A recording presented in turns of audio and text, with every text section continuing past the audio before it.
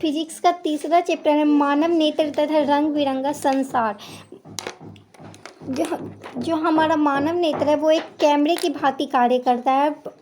सबसे पहले मानव नेत्र में वो होता है रेटिना या फिर दृष्टि पटल, जहाँ पे कि हमारा नेत्र के द्वारा देखा गया वस्तु का प्रतिबिंब बनता है। इसके आगे होता है जो भाग वो है कॉर्निया या फिर स्वच्छ मंडल, और जो नेत्र गोलक होता है वो गोलाकार होता है और इसका व्यास 2.3 सेंटीमीटर होता है। यहाँ पे क्रिस्टलीय लेंस लगा होता है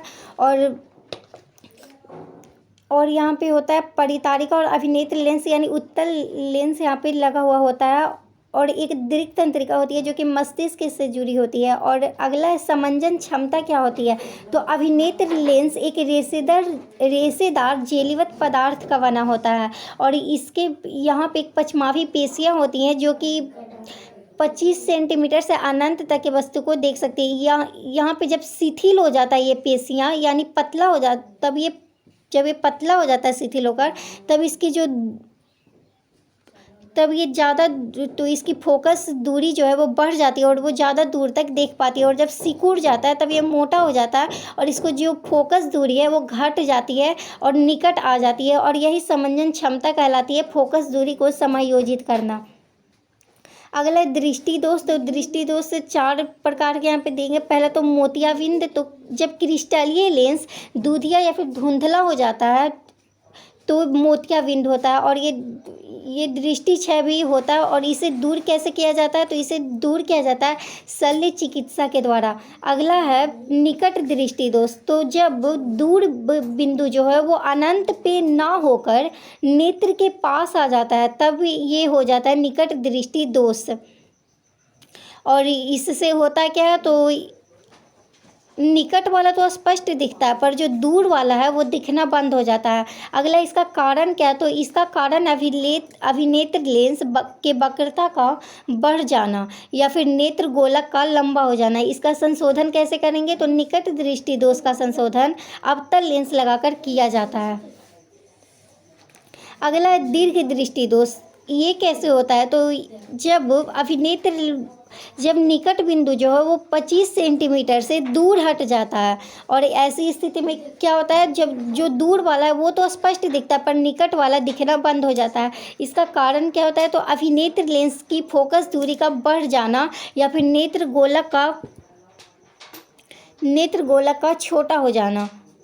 इसका संशोधन उत्तल लेंस के द्वारा किया जाता है। अगला है जरा दूर दृष्टिता। ये होता है जब आयु में वृद्धि होती है, पछमावी पेशियाँ इस अवस्था में दुर्बल हो जाती हैं और क्रिस्टलीय लेंस के लचीलेपन में कमी आ जाती है।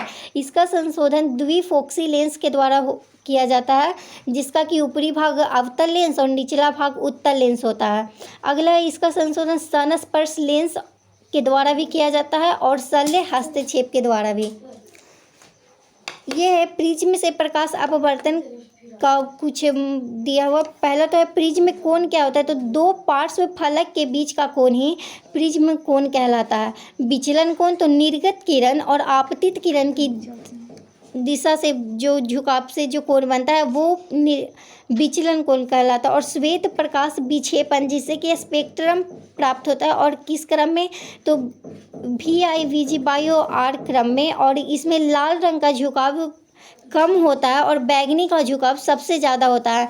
इंद्रधनुष जो है वो प्राकृतिक स्पेक्ट्रम के द्वारा बनता है और ये सूर्य के विपरीत दिशा में बनता है।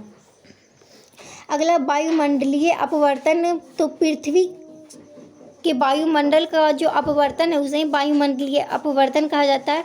तो इसमें पहला है कि तारा टिमटिमाना।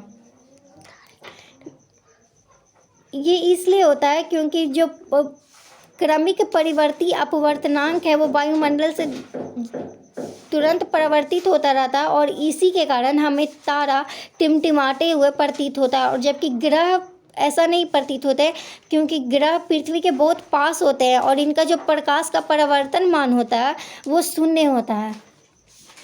अगला है अग्रिम सूर्योदय। तो वायुमंडलीय अपवर्तन के कारण अग्रिम सूर्योदय दिखता है और ये सूर्योदय 2 मिनट पूर्व ही हो जाता है और सूर्यास्त 2 मिनट पश्चात होता है। इसे चक्रिका चपटी की घटना भी कही जाती है। अगला है टिंडल प्रभाव। तो कोलाइडी कणों द्वारा प्रकाश प्रकीर्णन की परिघटना को टिंडल प्रभाव कहते हैं। इसमें अत्यंत सूक्ष्म कण जो होते हैं वो नीले प्रकाश को ज़्यादा से ज़्यादा अपवर्तित करते हैं और इसलिए प्रकीर्णन का जो बड़ा साइज जो होता है वो अधिक तरंग दैर्ध्य को प्रकीर्णित करता है और प्रकीर्णन का जो बहुत बड़ा होता है वो श्वेत प्रकाश में अपवर्तित होता है। अगला स्वच्छ आकाश का रंग नीला क्यों दिखता है? तो वायुमंडल नीले रंग को अधिक प्रकीर्णित करती है, इसलिए स्वच्छ आकाश का रंग नीला दिखता है। अगला है सूर्योदय या सूर्यास्त के समय सूर्य का लाल दिखना। तो चूंकि ये क्षितिज के समीप नीला या कम तरंग दैर्ध्य वाला प्रकाश अधिक कांस प्रकीर्णित होता है, इसलिए नेत्र तक जो पहुंचने वाला प्रकाश होता है वो अधिक तरंग दैर्ध्य का होता है।